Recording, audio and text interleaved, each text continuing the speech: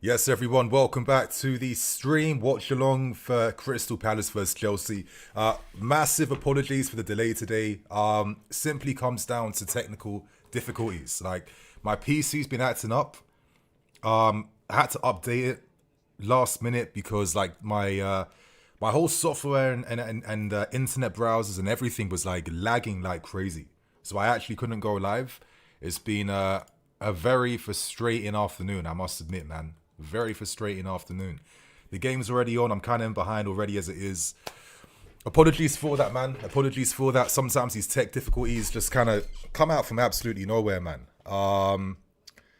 Yeah, bro. Apologies for all the delays, man.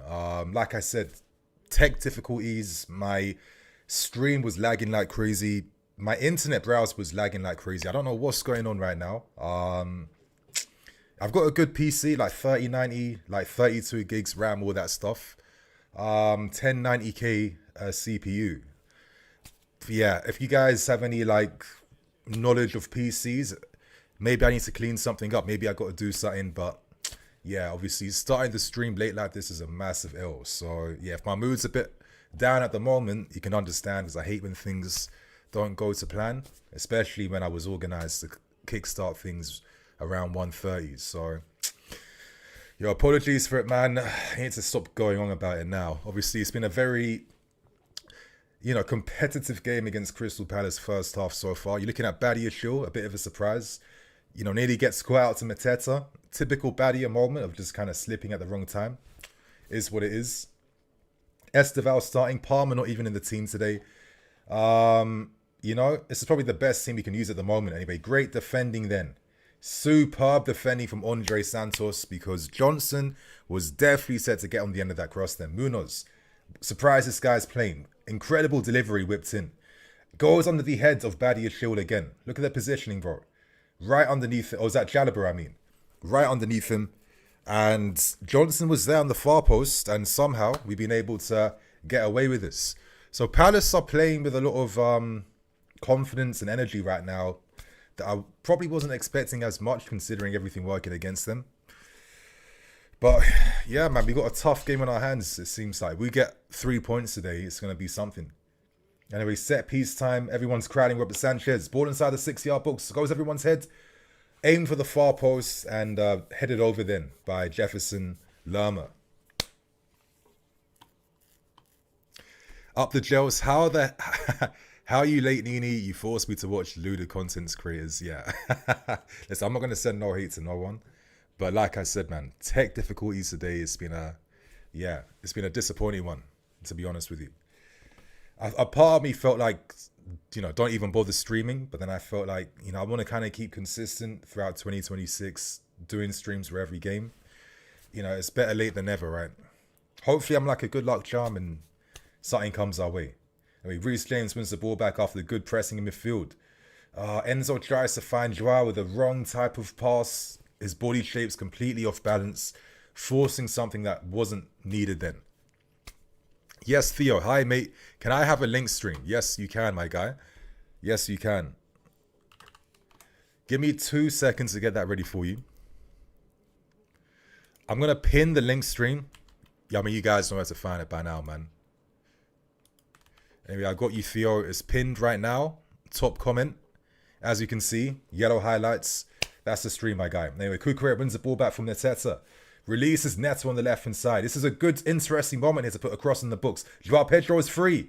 Oh, Neto, man. I was seeing the spaces in the books.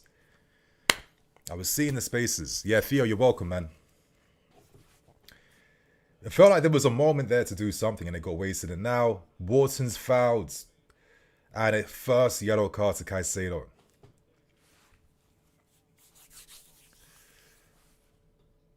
Nah, it's kind of sloppy, man.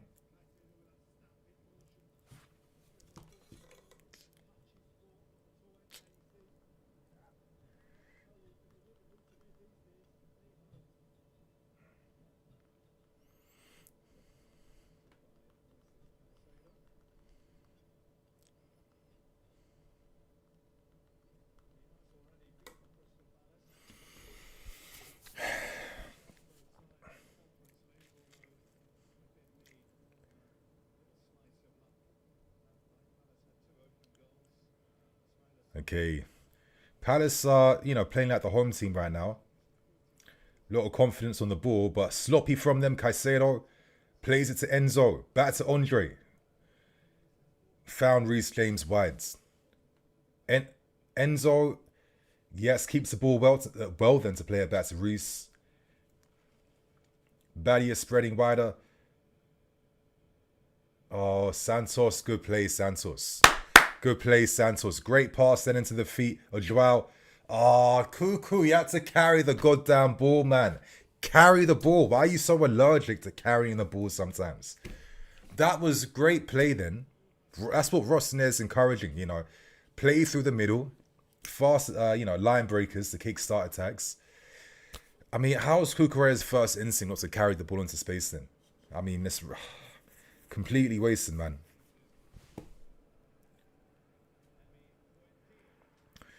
But you know what? If you guys have been following all the goals scored this week in the Prem, there's been a lot of bangers this week.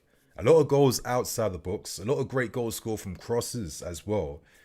It kind of feels like if we're going to get something from this game, is it going to be a long shot banger? Or is it going to be like a set piece type of situation? I don't know. I felt like the intensity of the games this weekend, there's been a lot of entertainment value, especially in the Premier League. A lot of great games, a lot of great moments, a lot of great goals. Hopefully we continue that trend that we're seeing. You know what I mean? It's a bit of a uneven start to the game so far. Obviously, respect Palace, who, listen, they've won 2 domestic silverwares last season. They got good balance in midfield and defence up front. You have to play well to beat Crystal Palace. It's that simple. You're not going to get an easy 3 points here. Reece James plays it to Esteval. He's been a little bit quiet in terms of service he's gained. I don't know why Enzo made the run instead of kind of supporting Esteval then. Felt like the right move.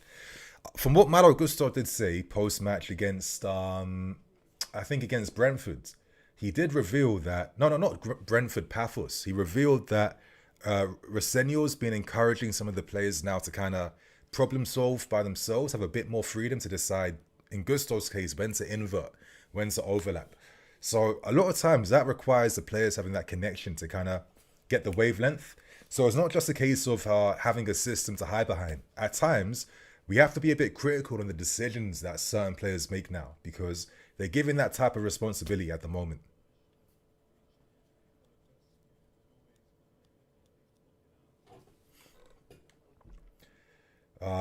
Can we try to reduce the threat out wides, I feel like at the moment, Kuku's been a bit susceptible to overlaps down his side. And he's getting stretched. He's unable to get tight enough to stop crosses. And it's been one of our weak areas at the moment, playing on the left. Anyway, Wharton. Dangerous ball over everyone's heads and out of play. But those types of blindsided runs from the far side, that's something to pay attention to. Yes, Nini, another stream. Yes, Dexter. Apologies for the delay. I had massive technical difficulties. It was a bit of a mazza, to be fair with you guys. The midfield is well balanced at the moment. Yes, maybe Hatta will be better than Kuku in the system.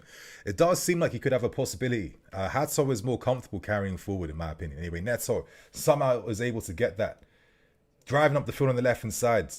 Oh, put the burners on. But against Lacroix, you're not gonna outpace Lacroix. Look at Lacroix's reaction. He knows it, man. Look, I don't like that. He's looking at the Palace fans like, this guy thought he had me on the burners. This guy thought he could outpace me. Look at that. Come on. Neto, bro. Footwork today, man. You're not outpacing no one down that side.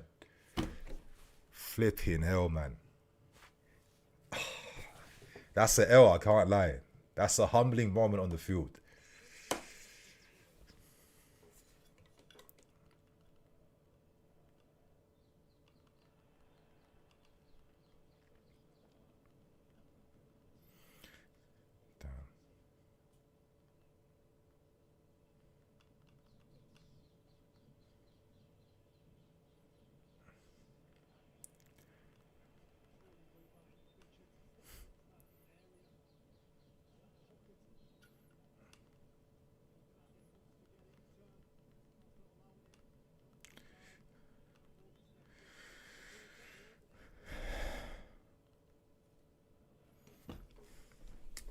Okay, Llama Enzo.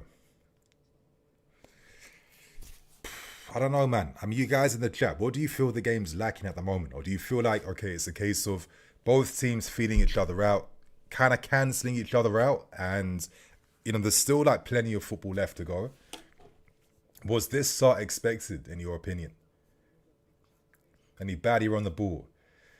Goes back to Robert Sanchez. Sanchez spreads it now. Fair enough. I mean, not the best kick from Sanchez, but at the same time, was that the only solution from Badia then, to play that ball backwards? If that was Levi Colwell playing then, is Colwell's first instinct to play it back to the keeper? I don't know. You guys know my thoughts on Badia. I think, you know, this is the time you sell him, end of the season. Hopefully he comes good, but I don't think it's going to happen here, realistically. Anyway, Wharton. Bit of time and space to play that pass.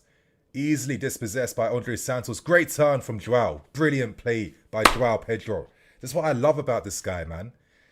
Esteval tries to force the left footer. It's blocked. That's yours, Badia. Phew. I was thinking, bro, like, going with that tackle then with your left foot. There's a big opportunity then that you give a foul away. What are you guys saying in the chat? Ollie Taylor, yes, Ollie, they're pressing us really well, and we seem to be doing last-second passes to find a man. Milo, I don't rate Enzo in the right half spaces. Doesn't link up well there compared to the left-hand side. You know what? I kind of agree, because I feel like on the left side, he can kind of come inside with his right foot, shows a bit more footwork, encourages a bit more movement in behind him. I mean, I guess that was the only solution to turn to. I mean, Esteval could have been quite interesting, just kind of floating between the lines, but I guess he's the guy for the right wing. If you think about it, like, Esteval and Enzo haven't really played too many games together down that side. Like, it's crazy that we're in 2026, and a lot of guys haven't had the... Oh, Reese. Oh, my Lord, Reese.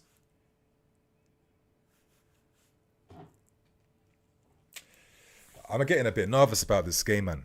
Like, I'm getting a bit nervous about this game now. Reese, uncharacteristic. Very uncharacteristic then. And I nearly got capitalized on. This is one of those games where if we somehow fugazi a win, I'm going to take it any way I can. We're not going to, from the looks of things, we're not going to play amazing to get something from this game. That's what it looks like. Look, more sloppy errors then. Straight to Palace. It's been a lot of, you know, it's been a bit of a messy game from both sides, to be fair. With Wharton, it seems like we're trying to negate balls into him. Joao Pedro is kind of blocking out the passing lane. Esteval's putting pressure now, forcing it back. Caicedo is getting ready to shadow Wharton, I guess, so the keeper can't play passes to him. We're keeping things very tight in the middle so far. Okay. Forces it long. That has to be our ball. But this is what I mean. This is what I mean. Why the fuck are you not controlling that ball and bringing it down? Why the fuck are you just hitting it straight back?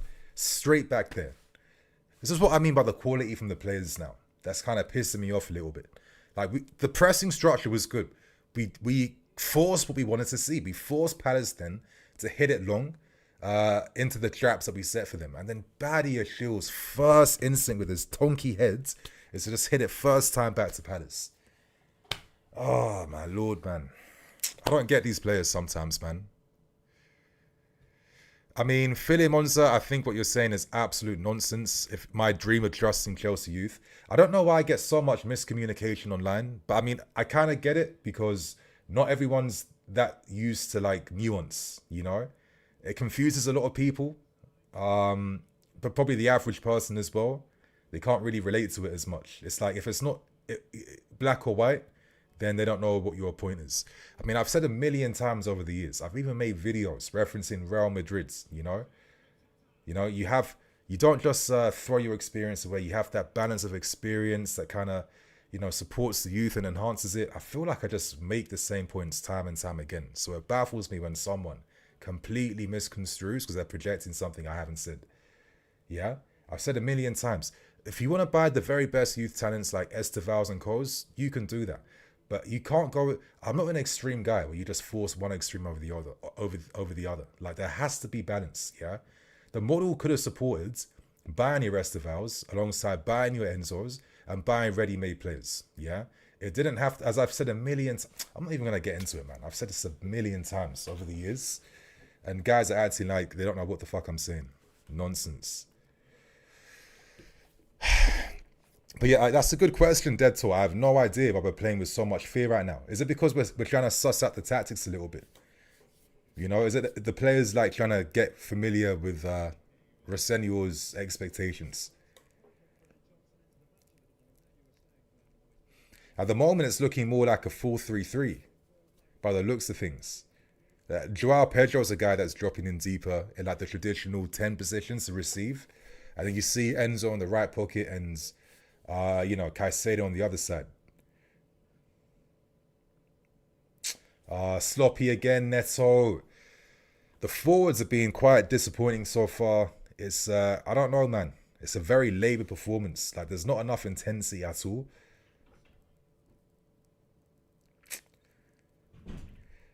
The pressing structure is a little bit passive, not really forcing, like going properly man-to-man. Wharton receiving time and space to play forward then. That's pretty poor. Did we get that second ball? No, we don't. Weak again from Neto, and we give away a free kick. Great play, Josie. Amazing football. You know what I mean?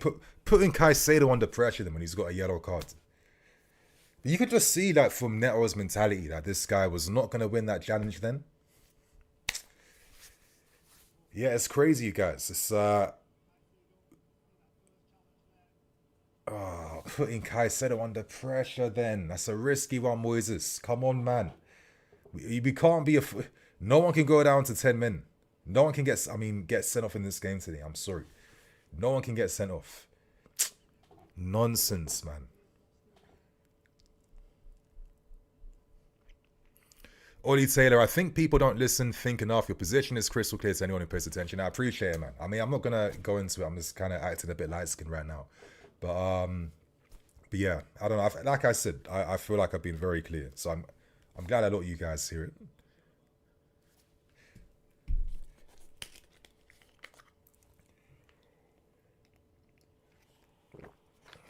Esteval, please, my guy. Esteval, do it for the team. Do it, Esteval. Do it, Esteval. Come on! Come on! Come on, man! Let's go! Let's fucking go, man! Come on! Esteval William, this is the quality we needed. I was praying for this. What a player, 18 years old. That composure, man. Yeah? That relentlessness. You just knew that this guy had the goal on minds and he wasn't going to waste this opportunity. Look how he peels off his man. Anticipating the back pass. And look at that, bro. Look how he's just taking his man away, gets in front. The power behind that finish too. Great goal, Esteval, man. What a goal. For me, if that was Neto or anyone else, they're not scoring that goal like Esteval. Like, bro, he's even getting pushed at the left-hand side away from goal. Mitchell's doing what he has to do to make it as hard as possible. As hard as possible. But look at the techers behind that finish, man. Yeah? Hits it right by the laces. Pure direction. Superb goal. And I'm praying, listen, if Esteval starts playing week in, week out 2026, he'll make the biggest difference. Now that Palmer can't be relied upon this season, let's keep it real, he'll make the biggest difference around us getting CL football. Yeah? What a goal. What a goal from Esteval.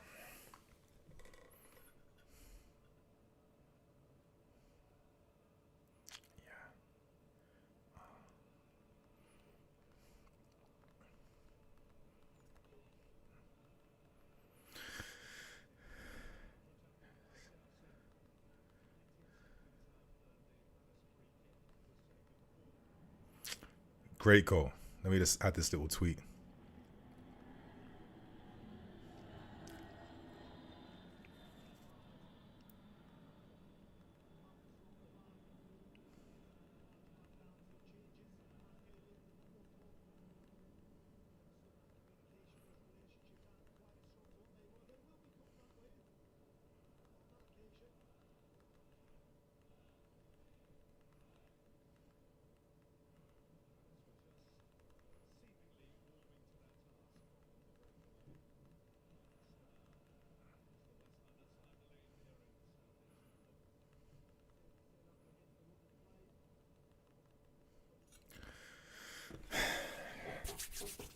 That conviction in the finish, we have truly missed that. I know, without Cole Palmer, man. Palmer's like the only guy. And maybe Joao Pedro, you know what I mean? But I'm more, there's more expectation on Palmer to be that guy to bury that. But Esteval, I kept saying last season when guys were like, oh, Nini, like, look at Pedro Neto. Like, do you guys remember that from last season? Like, how many guys was rating up Pedro Neto to be that guy over Esteval? I mean, they weren't lying. It's been the case this season. But for me, I just knew that this kid wasn't going to be phased by the Prem. He wasn't going to be phased by a new country or by anything.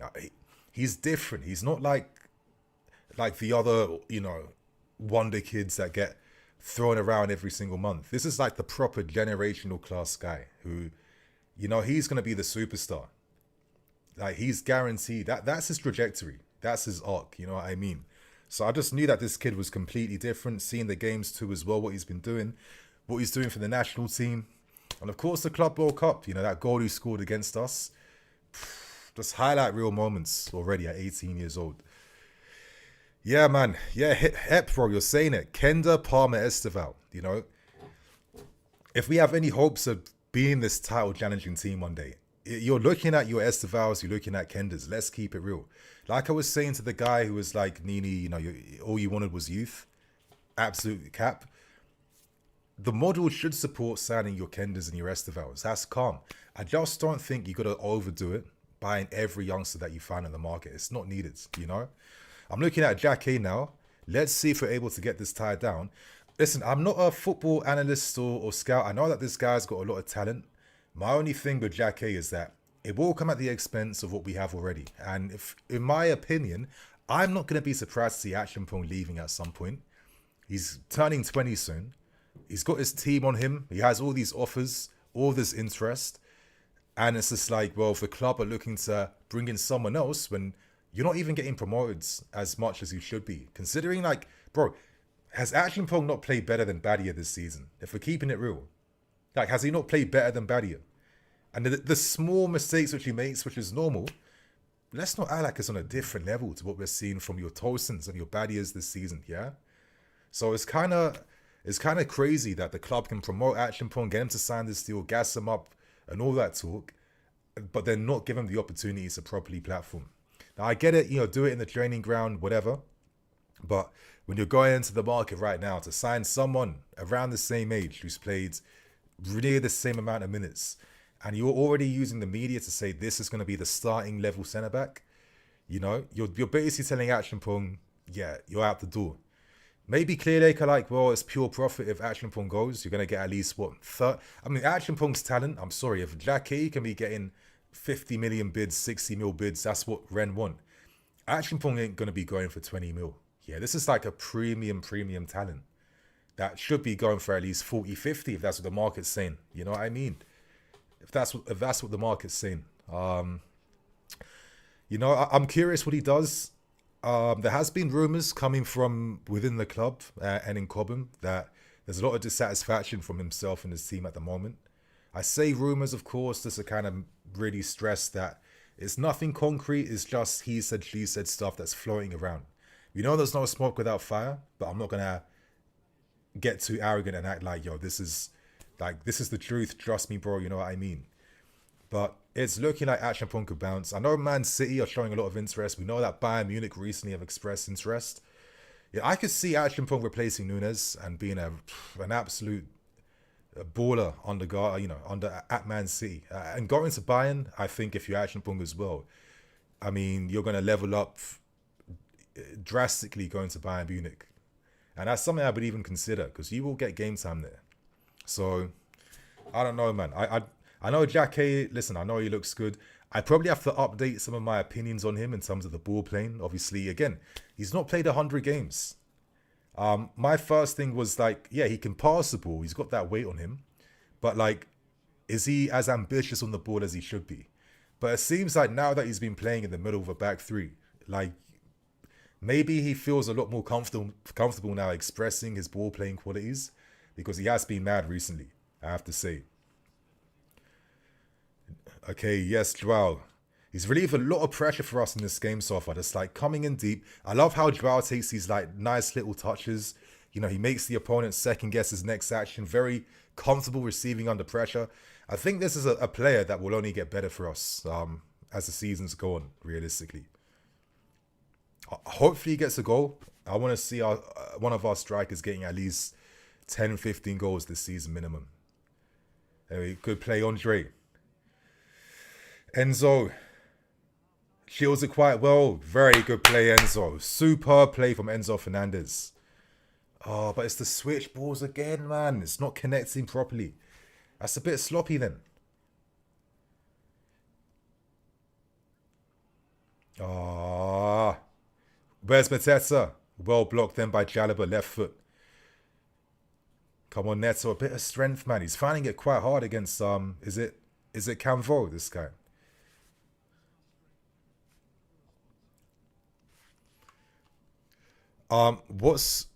What about bringing in Rudiger? I mean, that would be an interesting one if I'm being honest. That bit of experience. I also think what's his name? Senesi. I mean, he'll be that squad guy. Let's keep it real. But I'll be honest, this guy statistically this season, I don't like quoting stats too much, but he has been one of the best ball playing defenders by a distance in the league. I mean, for that first goal that he created against Liverpool, I mean, what a ball that was, left foot. Yeah, to find that run on the outside, that's what you need sometimes. I feel like at times, do our centre backs, like, do they have the confidence to play over the top or play long enough? I don't know. Anyway, Estevao again. Can he repeat it? Round 2. Joao's bursting inside the box. Estevao's getting in there. Can he make it too, Estevao? Oh, no. Ah. Again, it's calm. He's young. He's a kid. Obviously, he's seeing the headlines. You know, I get my first brace in the Prem. I'm not going to let this moment slip. But you know what should have happened then? Joao should have just stopped his run and waited for Estevao to play it back then. I think the run to the far post was also on, but Estevao was seeing the headlines. You know, Joao Pedro, he made the right run. Yeah, he was in the right position. It should have been a ball across goal for him, and it's 2-0 now. This is why I sympathise with Chelsea strikers, because even when you make the right runs, it's still a lottery ticket in regards to whether you're gonna get service to begin with. It's like, because this team is so used to like not finding the striker enough consistently, it's like it's not part of their muscle memory to have the first instinct to look up and see where the option is. I mean, Pedro was busting a gut to get there too. I mean, it was poor from Estevao. Let's hands up. It was poor from Estevao. I get it because he's a kid. He's gonna do that, and I guess he has to. But that was the moment to make it 2-0. That was the moment then. That was the moment then.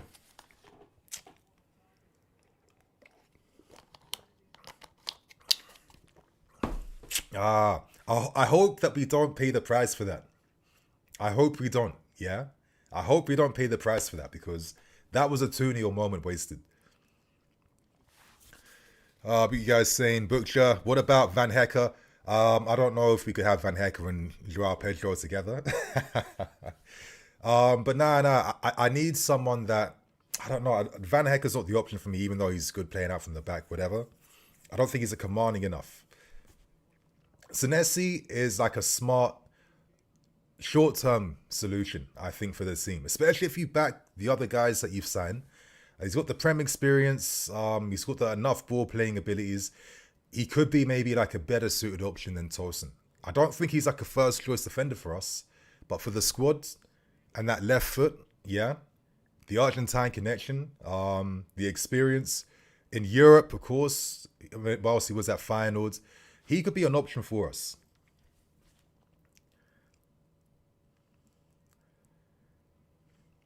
We guys saying, Ahmed, would we even pay Rudiger's salary? I think if Rudiger came back, he's available on a free, so he'd be earning a bit of money. I don't know if it's the exact amount he's on at Real Madrid. I know Rudiger's still kind of getting back from injury. Hopefully, as the season goes on, he gets there. I don't know how likely he is to kind of even leave Real Madrid, to be honest with you. I don't think it's like 100% guaranteed, but, you know, it's a possibility at the moment. Yeah, I know Rudiger hasn't been good because he's still finding himself back from injury, which is It's going to take a bit of time. It's going to take a while. Up the gels, Santos. Yeah, Santos is looking good. This is like his debut season. He's not being consistently at this level. Let's keep it real. He's had his moments like Burnley and many of them. But I think he's one of those guys where if he gets like a real consistent run of games, he's going to shine a bit more. I feel like now that he's clocking the intensity of the league a bit, now that he's understanding how much physicality you need to have, the tempo you have to play at, and just now that his muscle memory's kind of been brought back a little bit, he's looking more consistent now. Yeah, I think there's more to come from this guy. We can't forget his goal scoring prowess last season too. This is just a little glimpse we're getting of Andre at the moment. But he has been good. He has been a good little screen for us against Palace. Lots of great interceptions, I have to say. I like that he thinks, he thinks about where to position on and off the ball. And it's a good sign when you see that your DM is always in these moments to save situations. I like that. Dexter, can you even blame Delap for getting reds when our strikers? Exactly. Beza, Biza, Chelsea 2, Crystal Palace 1. That's your prediction. That's a fair one. I went for 3-1 today. Let's see what happens. Butcher, I would say keep Action Pong and play him and put a squad player there. I agree. I think Action Pong should be getting championed a lot more. Especially when guys like Badia and Tolson, you can't tell me have been better than this kid. That don't make no sense to me. Patokev, you do great play-by-plays, Nini. I appreciate that, man. Thanks. I mean, like when I do watch-alongs, I don't really watch too many of them from other creators, but, I want to kind of offer a bit of insight behind what we've just seen, what should have happened, positions guys are taking up. It's hard, though. Obviously, like, if you watch games live, you see everything, and every time someone watches a game live compared to TV, watching it live is like 10 times better because you appreciate the skill and the difficulty a lot more compared to the bird's eye perspective, right? But I'm kind of going off tangent. Appreciate that, man. You guys, it's half time now. Yes, Dougs, big up Nini, my guy. Respect my guy. Bro knows ball. I try my best, man. But real talk in this community, I think we all kind of know ball, man. We're all those types of, we're all like ball nerds here. I'm going to answer some of your questions right now, so you guys get involved. Let me know your thoughts on that first half. What's going through your mind? What do you like? What don't you like? Where do you see this game going? Like, let's have this convo, man.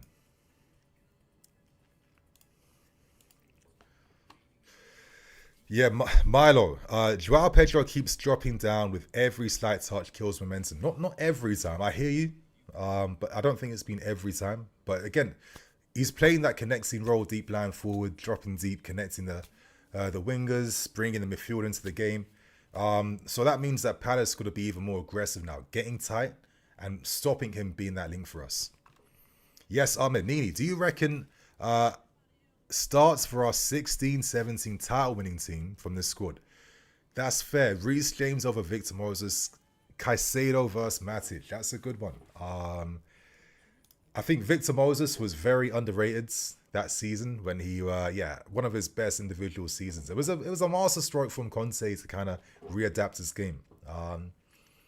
I thought he was the right back, fullback of the season. I went to Kyle Walker that year. Fair enough, but I thought Moses, probably should have won that in my opinion. But I mean, yeah, man. I guess. Even Matic, can say it's a hard one. Reece James goes in there because he's the greatest right-sided fullback in the history of this football club. I'm not going to debate that. It's just the truth. We'd be very lucky to see someone as good as him over the next few decades. Let's keep it real. Probably Caicedo you're looking at. I'm thinking about Palmer, but then Williams and Pedros and Hazards, Costa. Nah. It's a hard one, I have to say. Maybe you could replace Gary Cahill with someone, even though Cahill came in clutch. But I always I'm going to sound like a hater, but I always felt like Cahill profited from being around great players a lot of times.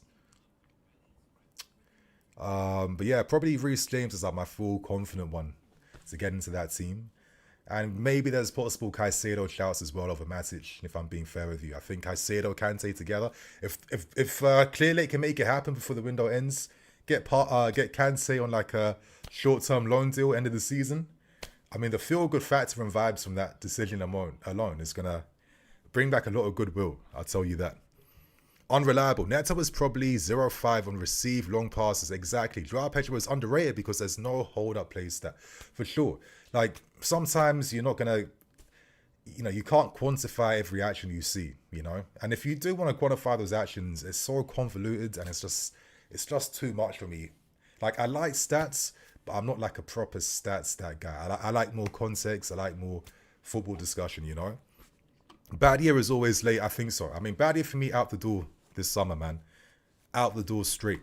Hep, I love Willian, but Palmer is better, I guess. But Willian too, I look at his goal catalogue, and not many guys in our current squad have a goal catalogue that fine. Let's keep it real. We kind of undervalued your Pedros and your Willians and all these guys because our ambitions were naturally a lot higher because every season was like title challenging season,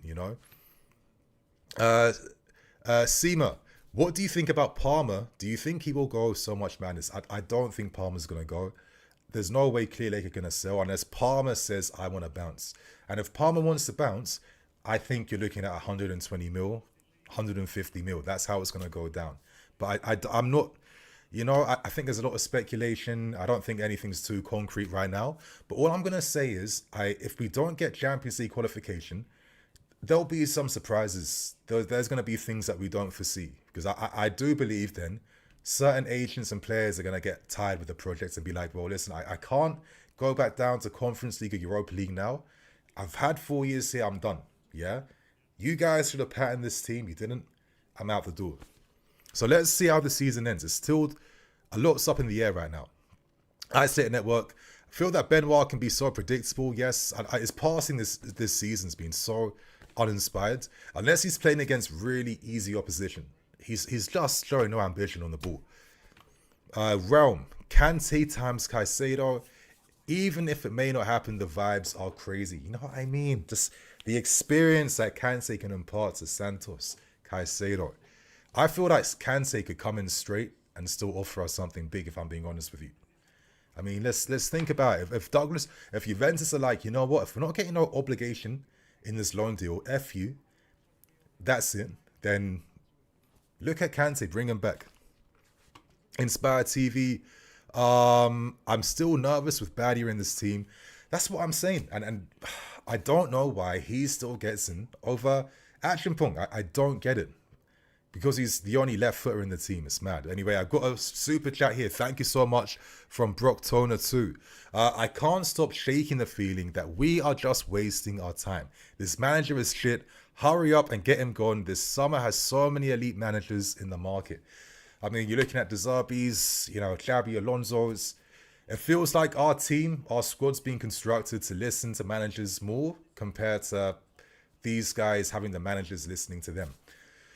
I hear what you're saying. I mean, you guys know my thoughts. If I had it my way, I would have brought in De Zerbi for this team. I just think it would have been perfect. But the timing of Maresca's decision to leave wasn't ideal. It's a shame he couldn't stay here until the end of the season, but I kind of feel like he's also thinking about that move to Man City and getting ready for that. So I'm sure that was like one of the big reasons behind the timing of his departure, because it's like, well, listen, I can negotiate with City. I can get ready now. There's nothing hanging over me, and my chance of getting the job won't be affected by Chelsea's position end of the season. Listen, I don't agree with what you're saying, but I can understand the feeling that you have because everything's quite improvised at the moment. Listen, Rafinha should have been here in the next year or two, not right now, He never finished his second season at Strasbourg. Things were a bit more difficult there. He hasn't had that much experience at the very top. Not that it necessarily matters, considering Maresca was the same guy in the same position. Xabi Alonso once was, a million of these guys are. That doesn't bother me that much, but I don't know. I just feel like I want to give Rafinha a bit of time. I don't think he's as bad as you're saying. but it's very hard. I just feel like you shouldn't kind of write things off too soon. Give it at least 10 games. Have like a bit of patience to kind of see what's done over a course of games, you know? Because I guarantee if we get a result against Arsenal second leg, turn things around, you know, then the conversation shifts a little bit and maybe expectations change because you had a bit more time to kind of assess what goes on.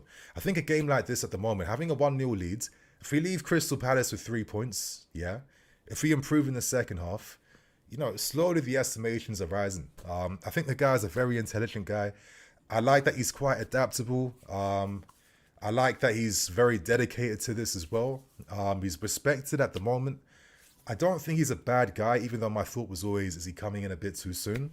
But all I'm going to say to your question, bro, just have a little bit of patience first. And before you write things off, don't let the emotion of the club right now kind of cloud what's going on. But thank you so much for the super chat, man. Appreciate that. Kevin, if I'm Action Punk, I'm off to Bayern this summer. Facts.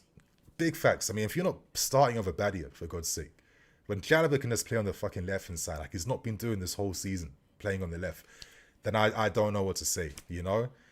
I'm out the door and I'm going to be respected elsewhere because that's what we're doing at the moment. Kevin, if we don't get CL next season, of course, yeah, I wouldn't be surprised if it's Enzo that decides to go. I feel like we could keep... Listen, unless Maresca is like, City, bring me Cole Palmer, which City could do. Bernardo Silva's going to bounce. They'll probably make room for a Cole Palmer.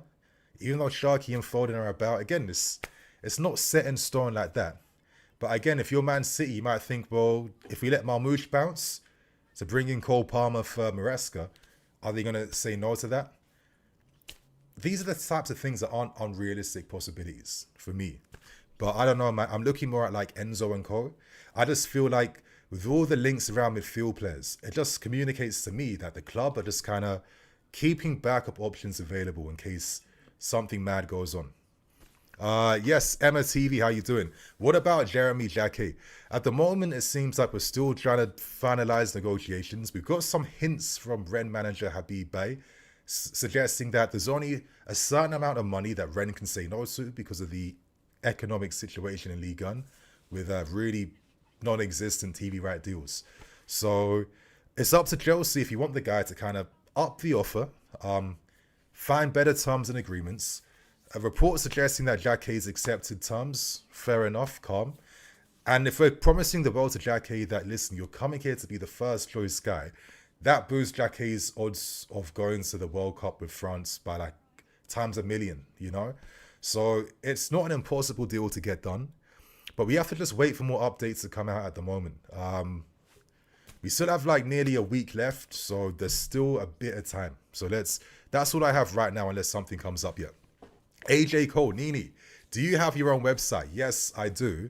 I'm going to be officially launching the site next week, you guys. So I'm very excited. I'm hoping you guys are going to back it and support it. It's not going to be like one of these like shitty fan websites where there's like, you know, no care or thought and you're just kind of, you know, spamming non-articles and stuff like that. There's going to be written pieces, analysis, there's a lineup builder, there's a player ratings feature. It's going to get updated as the months go on to improve things even more. I'm hoping that it becomes like a second screen for you guys in regards to just like elevating your fan experience online. So yeah, I'm excited to be releasing that next week, you guys. So hopefully you check it out, get involved, and I'm going to have a prize giveaway to kickstart things. It's going to be a surprise giveaway. I'm not going to tell you what the prize is going to be, but the prize is going to be over £200 worth of value. So it'll be the range is between 200 to 500, but I'm not going to say what it is. It's going to be something good. So yeah, hopefully you guys stay tuned for next week. Ahmed, Yonini, I think a super chat slipped past you from Unknown Agenda. Apologies, Unknown, and thank God I saw that. Yes, Unknown Agenda, thank you, man. Steve, the only reason I have a nano ounce of faith. I mean, bro, we give this kid more opportunities second half of the season. He can make the difference for us that Palmer did in other seasons. He's just too dangerous. I think he's too good.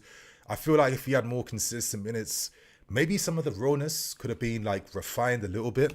I still think he flopped for that, you know, counter moment where he's taking a shot instead of finding Joao Pedro. I mean, yes, we know you can score with your left foot, but Know when to do it, you know what I mean?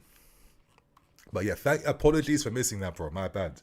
You guys, if you want your questions prioritized, super chats are the way, because I've got like an overflow of questions right now, and I always feel guilty when I can't get through all of them. Wharton is bossing us in midfield. He's doing his, his best impression for the Chelsea role next season. Something to watch out for. But you guys, even if Lavia bounces, does it make sense for us to have like Wharton and Enzo and Caicedo and Reece James and Asugo and everyone together in midfield? Does that make as much sense? I don't know. We got to watch the space to see what happens. But I do like Adam Wharton. I think he's very cultured. And as I've been saying for years, man, since he was at Blackburn and I first got wind of who this kid was, he looks like a white Camavinga.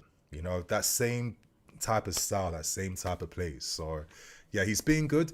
A few times, though, we have stopped his passing options, allowing him to have the ball at times. It's not been easy for him, but he's looked all right at times. Yes, CFCFR, respect for that, bro. Thanks for the super chat. Is Badia playing a business decision? As in, like, to, retain his market value and increase it? I don't think so. I think the thing that Badia has is that he's got a left foot, which kind of opens up those passing angles from deep. He's one of those guys where he's known to have that quality, you know what I mean?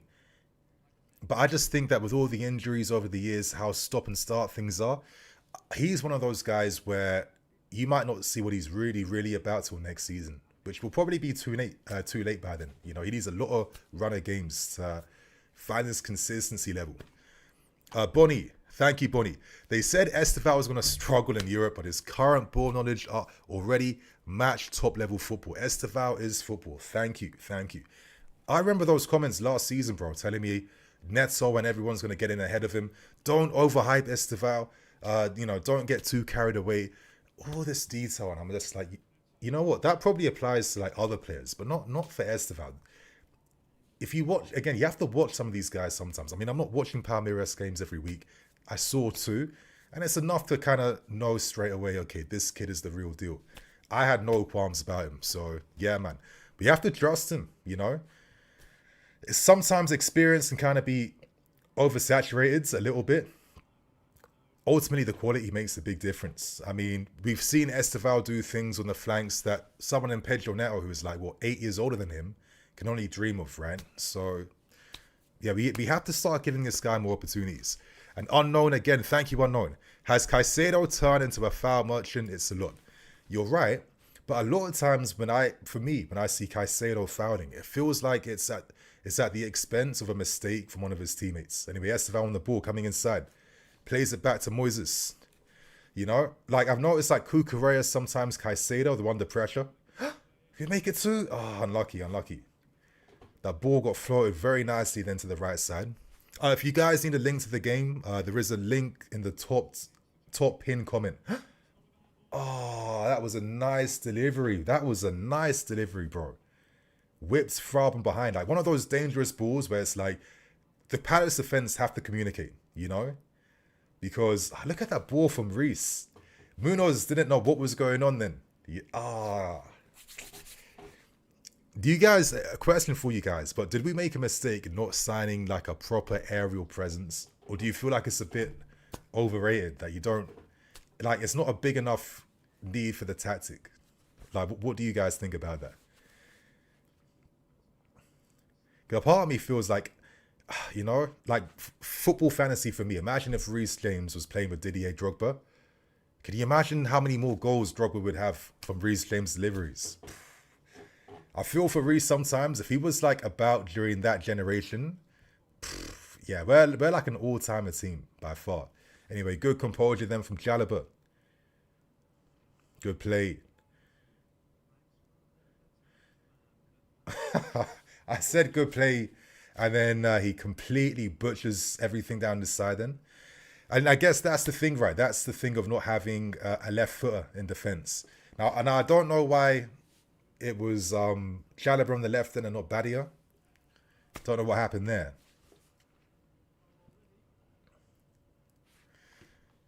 Yes. Yes, Adi, thank you so much, man. Bro, I am enjoying the watch along from India. I also sent you a super chat a few years back. Big Chelsea fan. I'm following your channel since 2023. Thank you so much, man. Really appreciate that. Hopefully I get to visit India one day.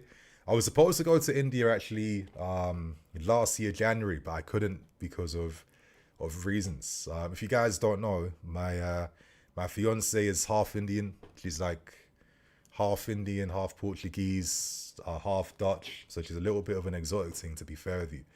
But she's got like some family in Mumbai. So I was supposed to go there for a wedding, but wasn't able to make that happen in the end. But thank you so much for the super chat, man. I really appreciate that. Thank you. Mr. Ratchet, we made a mistake buying all this shite wingers. I mean, yeah, a little bit. I kind of hear it. I mean, for me, man, to not bag Odyssey when he wanted to come here and he wasted his time for 2 years, I think that's absolutely criminal, to be fair with you. Yeah, and then to lie about the wages being a concern. Absolute waffle. Absolute nonsense. You know, if Odyssey was on the right hand side for us, yeah, we'd be a much better team right now. Oh, that's a good ball. That's a good ball. Please, fine Enzo. Fine Enzo. Bring it back. Joao, score this. Come on. Thank you, Joao Pedro, you beautiful man, bro. This is why I rate Pedro so highly. This is why I rate this guy. Is this what we're doing? Bro, I'm looking like a neek right now. I'm looking like an absolute nerd right now. But this is what I love about Joao Pedro, man. He has this capability in himself to fashion his own chances, yeah? Yeah? He has that extra touch, that extra bit of skill, that extra unpredictability. Like for me, in my head, you guys might think I'm mad, but I've seen this guy as like a Madrid's coded player because he's just like good in any position, any area of the field, you know? It's the same quality. Look at that touch he gets. Look at the run he makes then. Again, this is the thing about having Joao Pedro in this game and not Liam Delap. Delap will just be up against his defender the entire game, you know, backing into him, getting a bit predictable. But Joao, he can withdraw from play. He can drop deep. He wants to try and get the centre backs to follow him into certain areas. So space is created in behind. And the second goal he scored literally comes from Joao Pedro's movement, dropping in deep, forcing Lacroix there in a no man's land position, playing it quickly wide, and then curving his run into the space. And in that composure in the end, you know, he's getting forced to the right hand side, but he's got that Brazilian magic, man. He's got that Brazilian magic. Yeah? You think you'll force me out wide? Nah, not me. I'm Joao Pedro, bro. Yeah? Takes the ball back inside, left foot, hits it hard and low. Second goal bagged. Superb play. Superb play. And I need to see more of this 2026. Joao Pedro, Esteval connection. Hopefully Palmer can find his fitness or find something. Get involved in what could be going on. But yeah, superb goal from a great player. And if you guys want my opinion, man, I think Joao Pedro is a better player than Nico Jackson. I think Nicholas Jackson was unfortunate that Liam Delap was signed. You could make the argument, what was the point of bringing in Delap when you have Nicholas Jackson? I mean, I think Nico would probably have more goals this season at the moment. Oh, great little dummy from Adam Wharton then, I can't lie. Oh, great dummy then, how you fooled Caicedo then. Munoz, yes, good defending by Neto to get back. 2-0 against Crystal Palace. Let's go, man. That's what I'm talking about. Michael, if Odyssey came to CFC, he would have a spiral down. Trust me, Nini. 1-3 doesn't make a forest, especially in the EPL. I don't agree with that. Because I think Odyssey is better than Neto and Madueke and all these guys. And I thought the whole point of the project was if a better opportunity comes in the market, we're going to let one of these guys go to bring in someone better. Odyssey's two-way, the playmaking, the crossing, the match winning, the experience he has, how he can float and roam, the elegance. I mean, this is a world-class football player. So he would have easily complemented what we're doing. And I think him and Palmer not playing together was a mad one. Bit of a shame. I also think it's a shame that we didn't bring in Kudus. You know, I think it's a shame that Kudus wasn't here for the squad because he would have been a great addition for us over Garnacho for sure.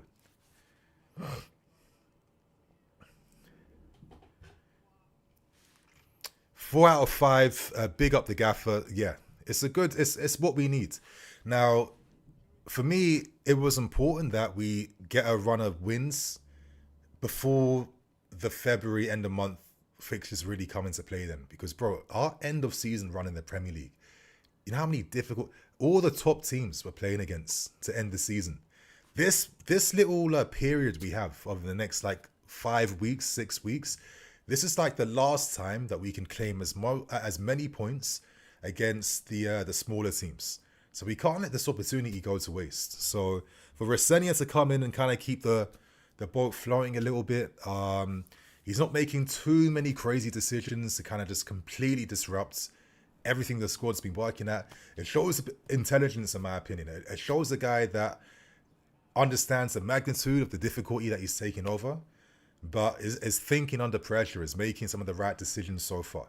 Again, I want to see him after 10 games to get a real gauge of things. It's like his 5th game so far, you know? We're not seeing everything just yet, but it's a promising sign considering the form that we had before Maresca left and where the state of the team's morale and confidence could have been like if we didn't start getting some wins under the belt now. So let's see, man. I think for Rosenio, the big thing for him is going to be the Arsenal game, second leg. We could do something there. I have a bit of faith that we're going to be ready for that game. But yeah, I'm still going to be patient. I'm not going to get carried away. Rosenio's the truth. He's a good manager. I think he's proving that he's better than people originally expected. But we haven't seen everything just yet. Let's see him against the big teams. Let's see that record then, you know? Carnish, bro, thank you so much. Love from Toronto, as always, bro. Rosenio, aging men like fine wine.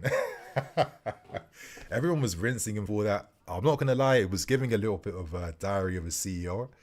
But this is the type of gimmicky stuff that they love in football, and this is the shit the players respond to. Like, you know, all these players' minds were blown at that bar, like, raw, man and age, raw. Like, that connection. Rosenio's the truth, you know what I mean? Funny. Brock Toner, thank you again, bro. If we were a smart club, we would make an approach for Jean-Philippe Mateta. I mean, I think so. If you guys remember last January, I was calling out for Mateta. I thought this would be a smart addition to help the team. When Nico was by himself. I think there's no place for Mateta now because we've signed Omega. So that's the only reason why Mateta probably doesn't make sense for us at the moment. But I mean, he would have been a really good option to turn off the bench, to have off the bench for sure, and to also start games. It would have been great to have him. But I think now that Omega's been signed, that's it then. Canish, let's be real, Nini. Do you think that it feels a bit too early to be optimistic with Liam? I remember Graham Potter had a very good new manager bounce as well. No, for sure. I felt for Graham Potter a little bit. I think he had that new manager bounce, and then we had all the injuries, and then we bought like a new squad in January, and he was like, I'm out my depth. I don't know what to do. The squad's too big, and that was that then. Anyway, Esteval. Enzo finds Reese. First time balling. Nope. Drop back inside. Esteval, can he force a shot? Oh, that's it. Oh, Cuckoo doesn't connect properly. He doesn't connect. But that's the thing with Estefan, man. Give this guy a fraction of space. He's not second guessing whether he takes a shot or not. Like, you would see Neto second guess. You'll see Garnacho second guess. Estefan was like, that's it. Make that mistake of giving me some space. I'm taking advantage all day. Oh, Andre Santos' first mistake pass out from the back. But my prediction was 3-1. At the moment, that could be a possibility. But anyway, great shot from Esteval. Now that Cole Palmer might be a bit touch and go throughout the season, I think there's a massive responsibility now on Esteval. And I think Rosenio knows this.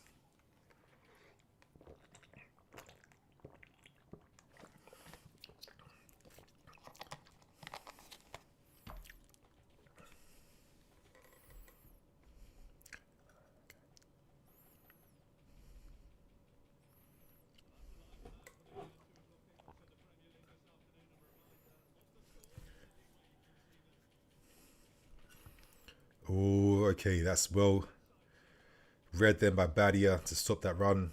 Ball's gone out of play.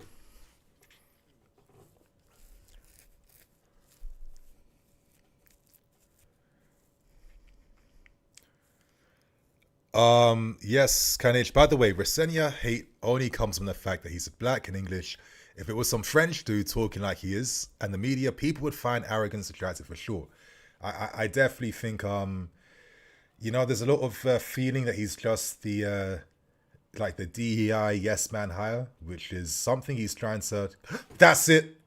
Handball, handball, shit, handball.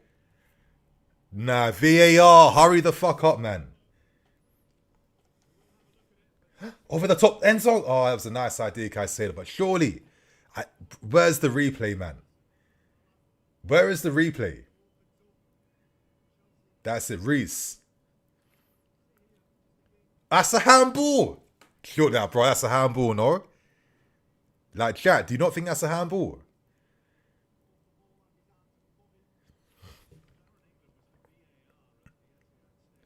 I'm confused. Why is VAR not being called into look at the decision again? I'm kind of confused by that. But yeah, I agree, Kanich. I feel like a lot of it is very pessimistic and negative. Rory Jennings, I've not agreed with a single thing he's been saying around Resenior. I think it was very hypocritical too, considering the language he was using to berate Resenior. I mean, listen, I'm not happy with the club in a sense. Obviously, I'm getting frustrated that we aren't where we should be right now, considering the every bonus we've had in our favor. You know what I mean? But equally at the same time, we've also won 2 trophies like a few months back. It's not like we're 15th in the table and things are looking terrible. It's annoying that we're forced to be more patient than we should. But I also think at the same time, listen, you can definitely criticize a lot of aspects, but it's not like everything's in the mud and everything's only looking downhill. You know what I mean? I don't know, man. It's a hard one. It's a hard one to, like, for me, it's impossible not to have some nuance around the situation with the football club, in my opinion. For the people that are just like, nope, everything's bad, that's it. I understand it, and you're right to some degree, but not completely right, because it's not like there's been worse seasons, there's been worse moments. I don't know. Anyway, this looks like a straight handball, and hopefully Joao takes this. It's a handball. Come on, ref, hurry up. 3-0 Palace. Let's go. 3-0. Hopefully Joao takes this, makes it 2. Then how many goals is that for Joao then? Joao Pedro, Sofa score. Come on, referee. Like, I don't understand. Like, look how close he is to this. He's seen this like a million times and he's still second guessing whether it's a pen. It don't make any sense.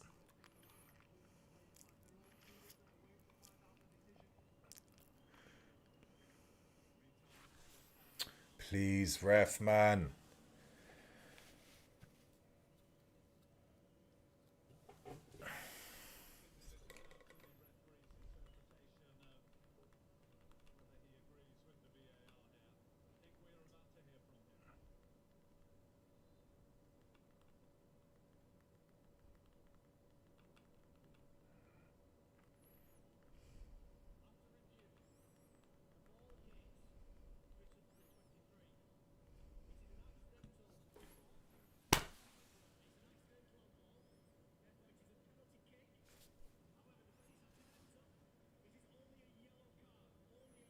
Ah, calm. Say less. Please, who's taking this, boys? Who's taking this? Chat, who's taking this, man? Surely that's going to be Joao to make it 2. It's not very often strikers are getting braces, man, for this football club. You don't see it. It's a very rare thing. And that's it after this game. Napoli, West Ham, Arsenal. Oof. Oh, why the fuck is Neto take? Bro, Joao, I thought you were the pen guy, for God's sake. You was bagging the pens for fucking Brighton. Why is Neto allowed to stat pad? Come on, Joao, man. Stop this, like, humble gimmick, man. Like, I'm a bit disappointed Joao's not taking that for himself. Oh, no, sorry. I mean, Enzo's taking this. He's the captain. I get it. But, I don't know, man. I think Joao, like, how are you not calling for that? I get the hierarchy, he's the captain, but this guy had one of the best pen records, the last few years in the Premier League. Maybe we'll find out when, if he gets like a shootout or something. Anyway, Enzo, from the pen spot, you got to make it 3, my guy.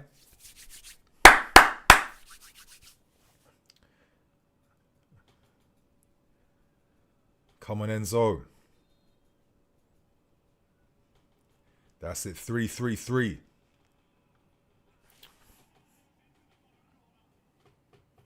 Let's go, boys. 3-0 win. Bagging goals today, yeah? For some reason, I thought that we could get the goals. That's why I went for 3-1.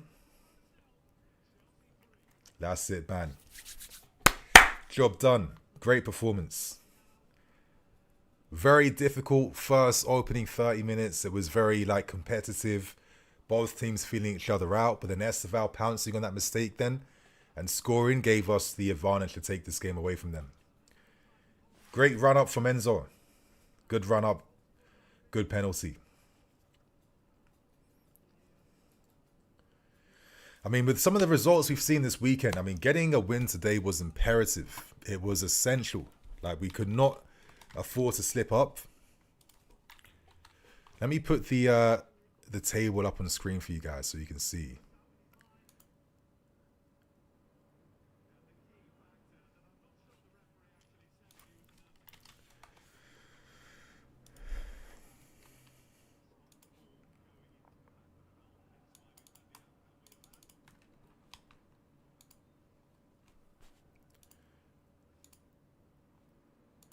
Where's the table so we can see?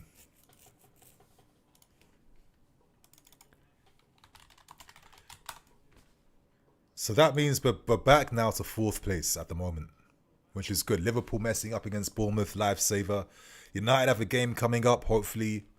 Who are United up against this weekend? Oh, today, yeah, Arsenal, of course. Arsenal today. I mean, you'd imagine that Arsenal are going to bag 3 points against United, right? I know Carrick's got the new manager bounce at the moment.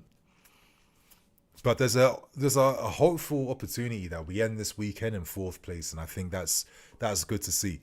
A part of me feels like Aston Villa could kind of fall off a little bit as the season goes on, as they did last season. So we still have a lot to play for. We still have a lot of possibilities. 15 games left. Maybe the points to get Champions League qualification is going to be maybe 60-something end of the season. Early 60s, 64 points, 63 points, 67, something like that.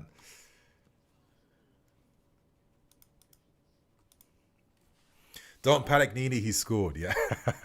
Santos has been brilliant. We are so much better defending transitions, exactly.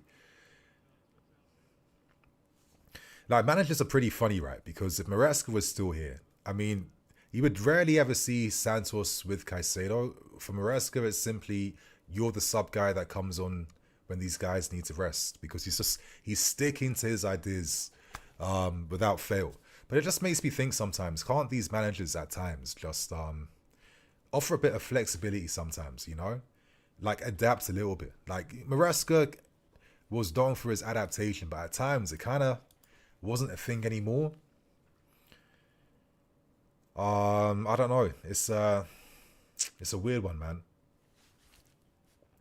Because with the squad we have, you could have 10 different 10 different managers would do 10 different things. But I've always felt like you'll have the most success when you can kind of adapt a little bit,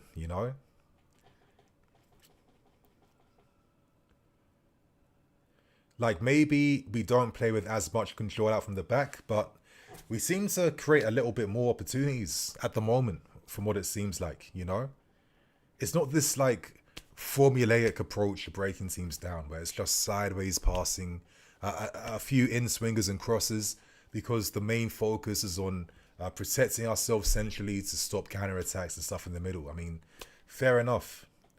I'm okay accepting maybe a little bit more mess from the build-up, if it means that we can kind of showcase our qualities in the final third a bit more. Good tackle, Reece. Villa have been sold. Yeah, Villa, I don't know. That banger they scored outside the book. I mean, Villa, I think they've scored the most long shots this season. Like, this is crazy form. Nini, now that there's a 3-goal lead, how's Jim treating you at the moment? I've kind of been slacking off a little bit at the moment because I've just been so busy with work, the site, the channel, plus a few other things.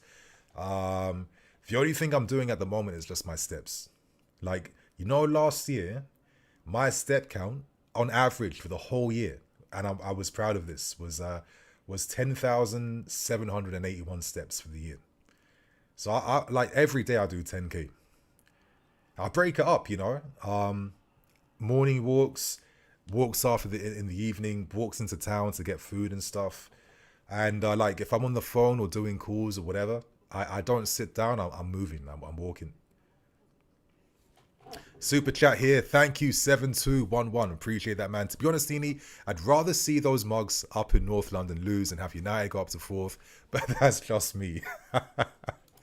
I know it feels something feels a bit wrong there. This could be the season where Arsenal win the league. I would love for them to capitulate near the ends. I mean, City are only like 4 points behind at the moment. They haven't built up the strongest distance. It's a little bit flaky. And I don't know.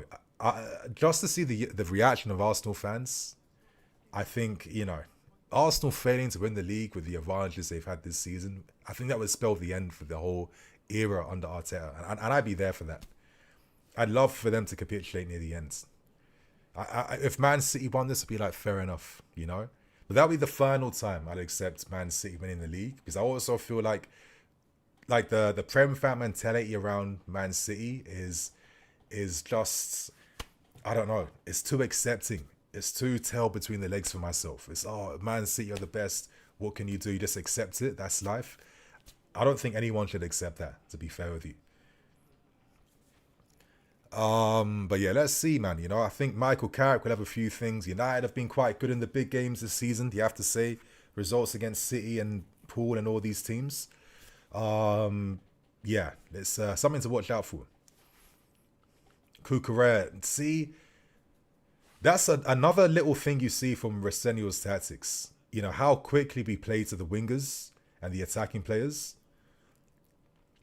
It's like you keep the ball short passes deep, attract the opposition onto you, and then quickly play a direct ball to one of your attacking players. It's created a few things for us, man. Stamford Bridge, have to work and can't watch, but checking in. If you want to watch a game, bro, at the same time, if you look at my pinned comment, there is a link, an online free link, a free online link, like it will take you straight there. So heads up to anyone that wants to watch this game and they can't because they're out or doing whatever. I've got a link to the stream, pinned comment. Stamford Bridge, yep. Have to work, yeah. Southern Sweet, oh my god, another crap cross from Neto. Am I a hater or does this man suck? Anyway, you don't have to hate anymore, bro, because Gittins is about to come on. So is Gusto, and was that Wesley Fofana? Hopefully Gittins can get a bit of motion in this game.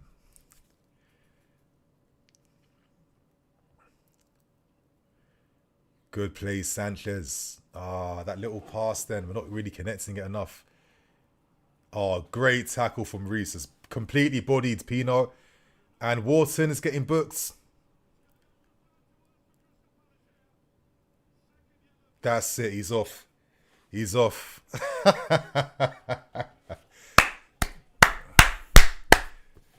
Like, surely we need to have like a nickname for our form at Selhurst Park, because like, when do we ever lose against Crystal Palace? No matter how good they are, no matter what form they have for the season, it's guaranteed that we're getting 3 points against these, man. Yeah, give Gittins some minutes, yes. And now Gittins is coming at the perfect time now. Wharton's just got sent off. Extra space to play into. Come on. It's a risky one for Wharton, a bit impetuous then. And it's that trailing foot that's catching Caicedo. Yeah, that's it. Palace are finished, man. What a fall off, considering how heroic their season ended last season. Incredible fall off. Jay Rhodes, we should take off Caicedo to avoid any super reds. I think that's a smart decision. In terms of the bench, who the hell is on the bench again? I mean, I would love to see like a youth player just coming on and getting a few minutes, personally.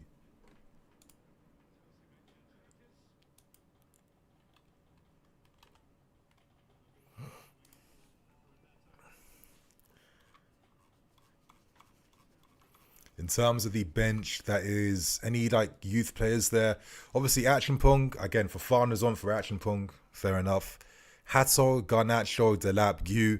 I mean, they're the subs really, right? I'm sure Delap comes on eventually. Esteval's come off for us, for Gittins. Augusto for Neto. Alright, so are we going to play with like a wing-back style system now? Is that the plan?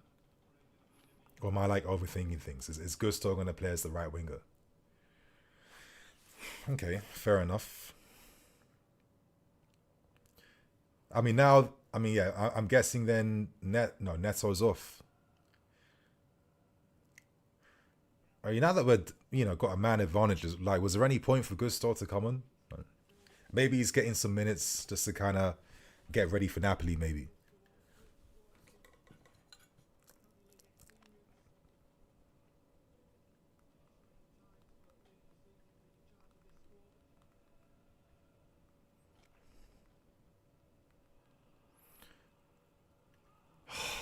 And I thought then that was my prediction coming to life, then 3-1.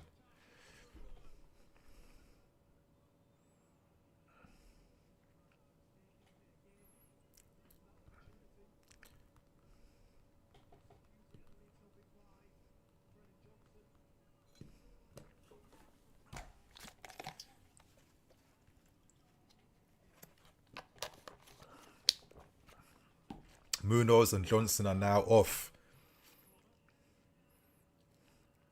Hughes, and that's the Moroccan guy who came from Barca. I forgot what the guy's name is. Corner. Let's get a clean sheet, boys. No mess ups, man. Let's get a clean sheet. Ball inside the box, far post, and it goes over every man's head. Come on, you guys. Let's make it 4. Let's make it 5. Like, low-key goal difference would be an important thing this season. So getting more goals always helps. Why not sub Reece so you'll be ready for Napoli? Yeah, I mean, yeah, personally, I don't get why. I mean, to be fair, let's not get too carried away. I think, now that I'm thinking about things, Gusto's on for the next 5 minutes. Reece comes off for Garnacho. And we kind of keep the balance a bit before, making the next changes. Sometimes managers like to kind of slow the game down a bit before they make the next changes in the game. But I wouldn't be surprised if Reece is off maybe... Actually, no, maybe he won't be because Fafana now is there. I don't know, man. Just tired of speculating sometimes. Jalaba into the feet of Santos. Enzo's dropped a bit deeper now on the left. Santos back to Reece in midfield. Oh, Joao dried it then with that little half-turn skill. It was a bit too much pace on the ball then. It would have been like, the greatest touch of all time. So Arsenal's team is in, as expected. Hincampe left back. All right, Timber. Odegaard, Zubimendi, Rice. Yep. Saka, Jesus, and Trossard. I just think that Arsenal look better with Jesus. He's that type of Joao Pedro, link man type of forward that makes the attack around him a bit better. Menu, Casemiro, Fernandez, Dorgu, Amads, and Bremo up front. Okay.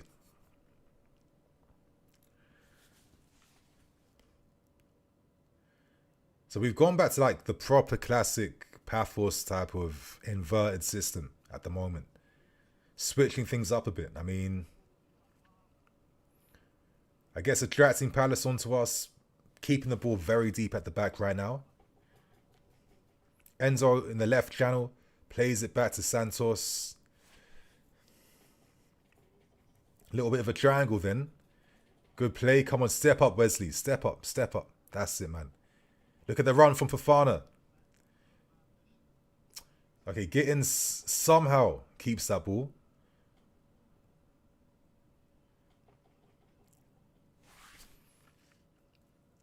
Santos.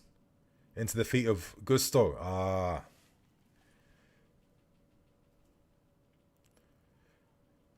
So I guess with the lead we have, you know, playing the inverted stuff now guarantees that you're dominating possession. Guarantees hopefully a clean sheet. Bring on Achimprong, yes. I like to see Achimprong getting some minutes. Caicedo should have been sent off, been off as well. We've scored 3. I think so. I think it's time to just rest the guys and think about Napoli now.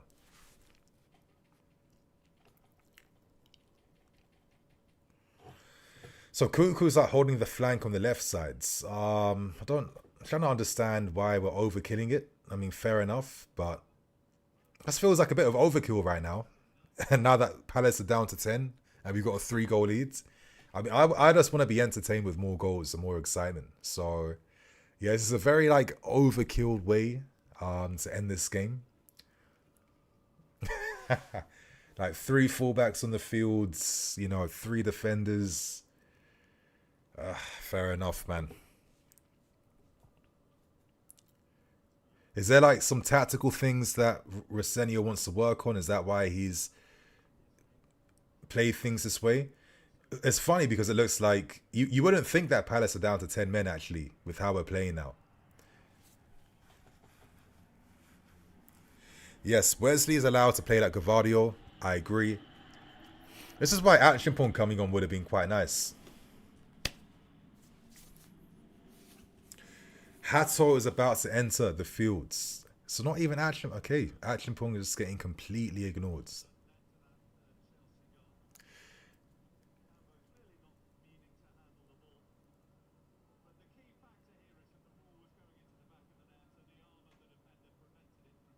Yeah, yeah.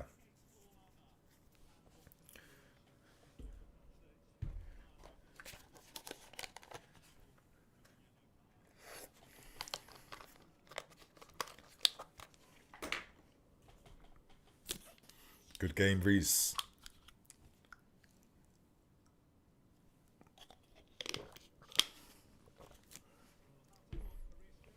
So Hato flipping Kukurea.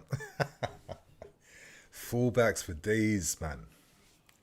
Like, not even Delap to stat pad or Garnacho, I thought would be like a guarantee to come on. That's it, man. We're gonna grind this clean sheet out, it seems like.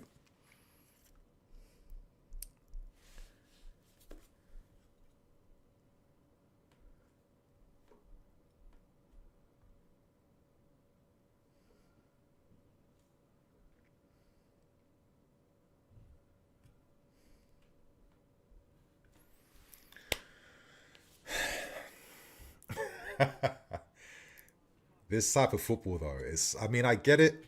I understand the utility and everything. But, I mean, just from a spectator point of view, it's just like, ugh. There was like things happening in the game now. Now we're just like forcing the game to be played in one state. I think I've got like a burnout from seeing this inverted football sometimes, you know? A lot of burnout from playing this way. Oh, touch from Gittins. What a touch from Gittins. Easy, light work. Does he get that somehow? Unlucky. But I mean, surely, like too much of the passing is in our own half, and we've got like another man advantage. I don't get it. It's like too much of the balls being played from deep.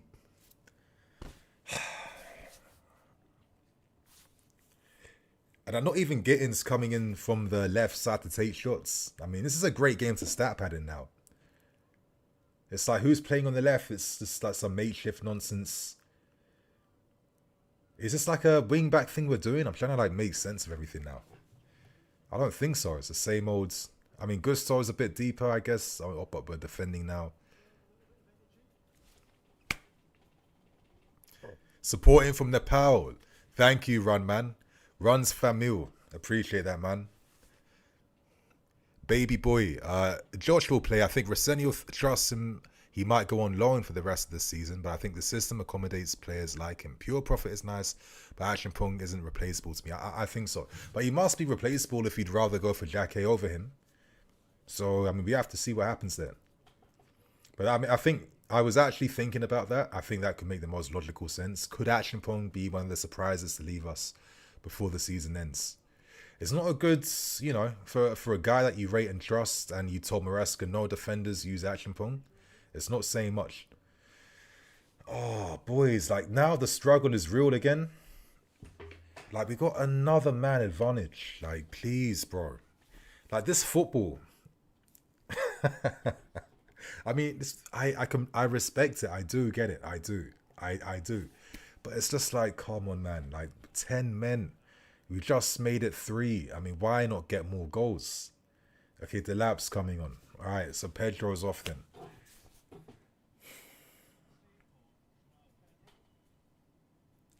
Unless baby Rosenio's like, this is the tactic for Napoli. But even then, got to watch out for Lukaku in these lot, man. McTominay. It just feels like overkill though, you know? Like now it's become boring. Now there's no entertainment. Now like all the possibilities to create have gone. And this football, I mean, it's so control focused that now that you have a man advantage against Crystal Palace, it doesn't even feel like it, which is the funny thing to me. Like you would never think that Palace are down to 10 men because this football just sucks the life away from any game, right? Jay Rhodes, I think the priority right now is to just win games and rest players. So Resenia won't worry too much about the last 50 minutes. That's the thing. And you're 100% right. I'm seeing this approach. I'm not criticizing it. It's not like I don't see the utility or the intelligence behind it. You know, the game's won now. There's tougher tests. I mean, come on, man. I'm a Chelsea fan that watched Mourinho do the same thing. You know, we had a 1-goal, 2-goal leads. And then it was literally keep the ball until the final whistle. So I've been there. I've done that. But like I said, man, it's just even though I can respect the decision, I'm talking from like a fan entertainment perspective, and it's just like, oh, you know, now I got to see this sufferball now until the whistle blows. Like we've not had no shots since we made the subs. You know that, nothing on target. We've not really done nothing in their final thirds. It's just keep the ball. Hato, Cuckoo, fullbacks for days, say less. Pino. Borna Sosa, that's a good ball. I remember all those years back when we got linked Sosa, when he had that great season at Stuttgart. Long season, predicted lineup for Napoli, bro. I'm not even there just yet. Let the final whistle blow, and get ready for the preview for all of that. Baby boy, the way the system works, outgoing players will get minutes unless the bomb squad. Yes, Isaiah Wharton killed the entertainment. He did. What kind of stupid football is this? I mean, I get what I listen. Entertainment wise, it sucks. It definitely does. But I guess the plan is, well, you know, maintain your fitness now, keep the ball, just like see the game out till it ends. Maybe it's also a precursor for the approach against Napoli. You know, get these guys ready for that. But yeah, it kind of sucks that, you know, we've just said, you know what, no more goals now, no more attack, no more running. We're keeping it baseline.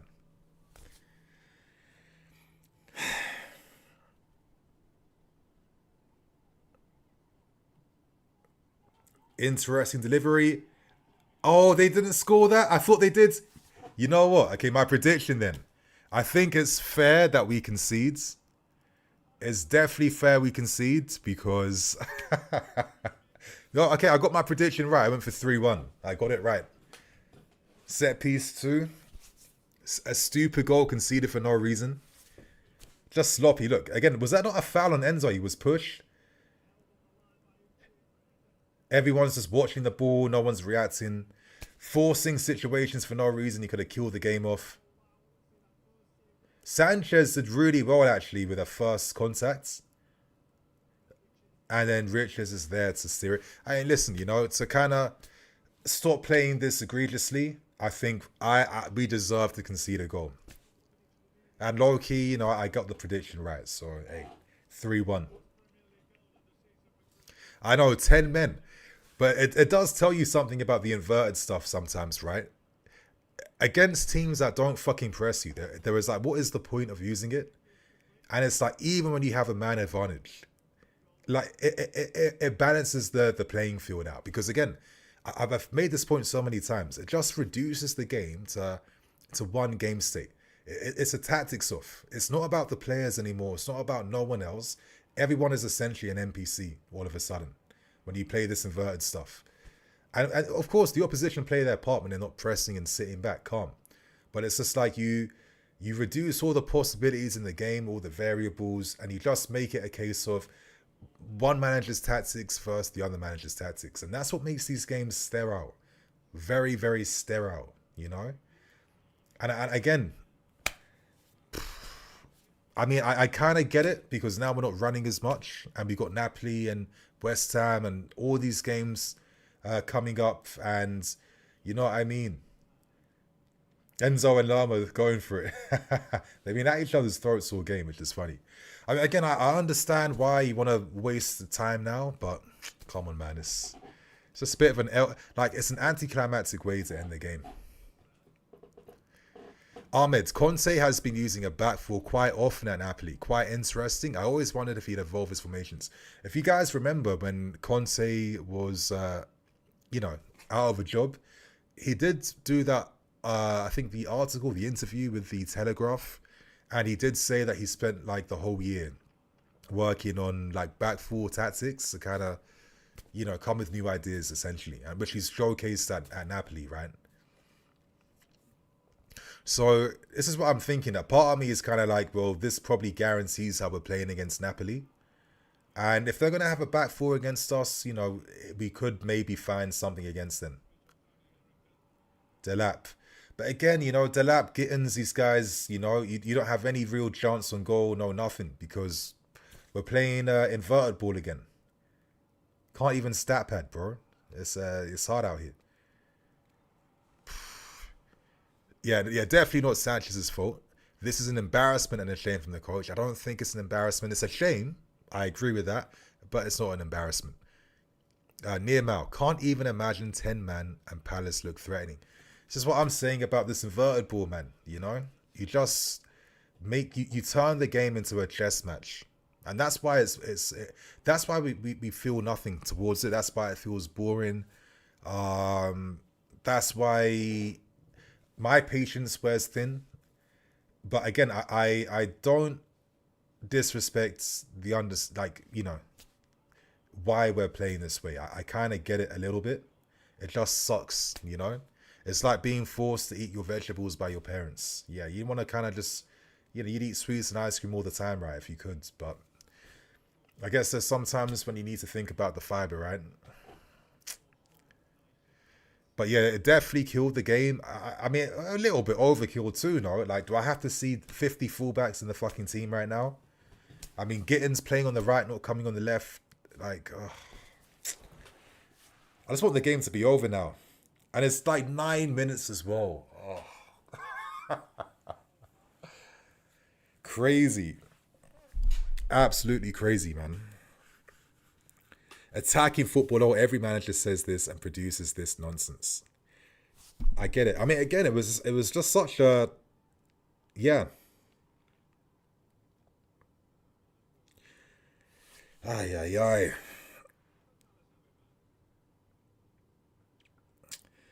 Jay Rose, maybe it's good that he learns it in a game like this instead of how Maresca had to learn. Defensive subs like this are bad against United. Listen, listen, Jay Rose, you're talking absolute facts, 100%. Delap, the first time he's got the ball in an area that's familiar to him, puts a cross inside the box. You know, we're attacking with no men because everyone's behind the ball. Badia's actually been better as the game's gone on, I have to say. Typical Badia, like very slow start, but somehow gets there eventually in the end. I think Mateta has been kept very quiet in this game today, so I think the defense gets some credit for that. Unknown Agenda, thank you so much for the super chat, bro. Conte's European record stinks, so I'm not really worried. Just hope we can build from this win and pray for CL Sports. Shame no clean sheet, though. Yeah, it is. So it's all right for me because my prediction's right. Now, this scoreline doesn't flatter us. Let's not forget what we were seeing before, you guys, you know?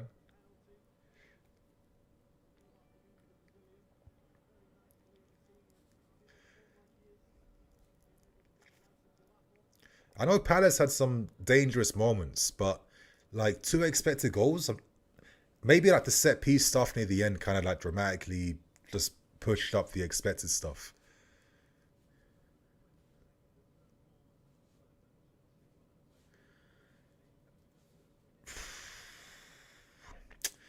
But yeah, shame no clean sheet. It is. It is.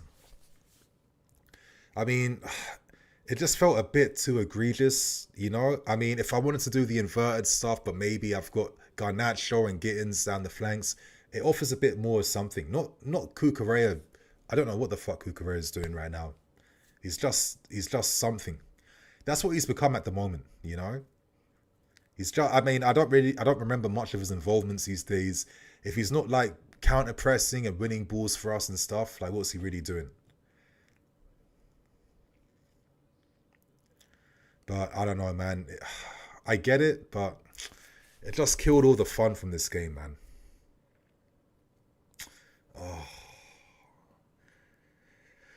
Anthony Wallace, 10-man Palace scored. Shame on you, Chelsea. You could see it coming. We can't play out from the back, although Chelsea won't disappoint. One, disappointing from the players. Andre Santos, yep, he's been very good today. Kazia, I think the coach should have made more smart subs like Caicedo off, not putting all the defenders on. Exactly. I don't understand why they all had to come on. I don't, you know, we've had no attacking threat since the subs have been made. Surely that couldn't have been the game plan to just give up the attack like this. I mean, I don't, you would feel that we was down to 10 men with how we're playing right now. Look, fucking hell. It's just, I get it, but it's not like we're even keeping the ball now and just like playing like a boring game to see all things out. It's all a bit all over the place at the moment.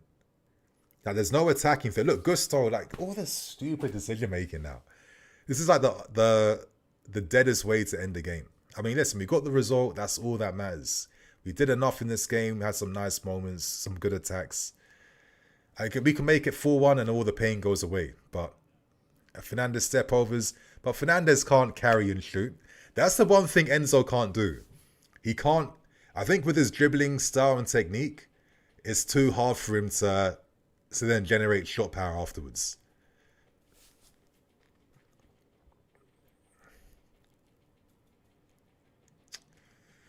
But I feel like, you know, guys like Delap and Gittins, you just left suffering out there. There's no support. The team stopped attacking. I just felt like it was a bit too... Like, it's a bit too much. Like, to bring on Hatso too, not even fucking Garnacho. Come on, man. It's like the ball's been played inside the entire time. There's been no penetration out wide. Like, you didn't have to have Kukurea and Hatso on the left against 10 men. Come on, Versenio, man. You didn't have to make us suffer like this that much. Bro, like, this could have been a spectacular end to the game. And now it's just like all of us are feeling negative right now. Controversial take, Maresca doesn't win this game. I mean, listen, if with how we're ending the game, we're likely to have started this game with this approach against under Maresca. So listen, you've got something behind what you're saying. You're not like talking nonsense. I'll tell you that. Sasha, Sanchez doing his best God of War impressions, yeah. He's like, he hasn't even tried to just like rub it off him. I don't get it. You've got the water bottle beside you. You could just like easily just like, you know, get it off your face. But I guess he's thinking about the photo op afterwards, right? Get Kante back and put Moises up higher. That would be an interesting thing to see. I think eventually at some point, right, aren't we going to see Moises allowed to play more box to box in the future. That's something to think about. Oh, all this head tennis, lack of control. It's just like, come on, man. This is actually a shit end to the game. Like, we were even keeping the ball, doing nothing with it, but now it's just soaking up pressure for no reason. All the headers inviting more pressure. Oh, piss off, Chelsea, man. This is comedic right now, man. Sloppy. You gonna stop the cross coming in, or you gonna be a mug? Why are we just putting this fucking pressure on you? 10, bro, they're down to 10 men, for God's sake, man. Oh, turn this game off right now. I'm actually done, man. I'm actually done with this. Oh. Coward tactics, Legos, not Legoing. You guys have got the bars today, man. Again, giving these free efforts to Palace, inviting stupid pressure. This is so dumb and unnecessary. No wide threat. Look, no guys further forwards. Enzo's playing left wing. Like, what? Why? What is the utility behind this, man? What is the utility? Enzo's the outlet. Fucking hell. Thank you, Isolva. Thank you. My lord, man. I know we're winning Leander. I get it. But again, we're the entertainment, the excitement just went for what? Anyway, listen, 3 points, man. 3-1. My prediction was correct. Joao Pedro for me, excellent. Andre Santos, excellent. I think our back two really stifled Mateta all game, to be fair. Yes, we were the better team today. Good win. But the way we ended things, it was a little bit. Listen, I get it, but like, if you're gonna end the game like this, like, don't end it that bad, where all of a sudden Palace's expected goal threat just went up just like that. I mean, come on, man. It was a bit overkill for no reason, and it took the shine off the performance a little bit. I have to say, a little bit, because of the pressure we invited for nothing.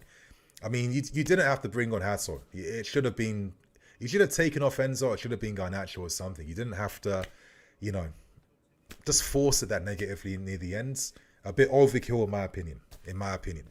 Anyway, Brock Toner, thank you so much for the love today, man. Give him 10 games, they said. Yes, I did say give him 10 games. We won 3-1 today, for God's sake. We won 3-1 today. But the reason why I said 10 games is exactly because of how we ended the game today. I'm not going to get carried away, because I have to see a run. I have to understand the decision making a bit more. Like, again, today, 3-0 up, Wharton's just got sent off. There's no way in hell I would have guessed or put money on us to end up playing an inverted way. That surprised me. We've not seen Resenio do that. And I'm sure there's a few more of these surprises in store for us in the next few games. So we have to at least give 10 games first, just to kind of gauge how this guy thinks. Get used to certain decisions that he turns to, or his mindset or his thinking in the game, before we start to get carried away. So I still stand by what I'm saying, man. He needs to give him 10 games. Let's get the full scope of what Resenio is really about. Because for me, man, I wasn't expecting this end to the game with the advantage we had. Douglas Nagy closed out the game 3 points. Yeah, we closed it out, but it just felt like there's no way that this was what Resenio was envisioning, closing out this game with 10 men. I'm sure for himself, it was probably just keeping the ball, moving it left to right. We got sucked in too deep. No one was pushing up anymore. I think the players kind of decided to regroup a bit too soon for no reason. I don't know. There was a moment here to get a clean sheet, and we punished ourselves basically with the approach near the end. So I think that was, the tiniest sour note. But let's not forget the 3 points, the great goals we scored today, some great performances from a lot of individuals. There's a lot of positives to say after this game, man. But you guys know what time it is right now. I'm going to end things. I'm going to bounce. I'm going to get ready now to do this review for the game. Hopefully you guys stay tuned with me. Later on tonight too, I'm going to probably release another news video to discuss post-match talk, and hopefully more updates have been coming up the last 24 hours. But thank you so much for all you guys backing it today. The stream didn't go to plan because I started things so late because of all my technical difficulties, but I'm glad that you guys came here to watch the game with me. And you know, supported things for the win against Palace today. So yeah, thank you guys. Hopefully, come now that you have a bit of time to think about the game, come back for the review and share your thoughts and opinions on things. You know what I mean? I'm probably gonna take just like 5 minutes before I record, just to kind of think about everything for myself. So love you guys. See you guys in a bit. Cool.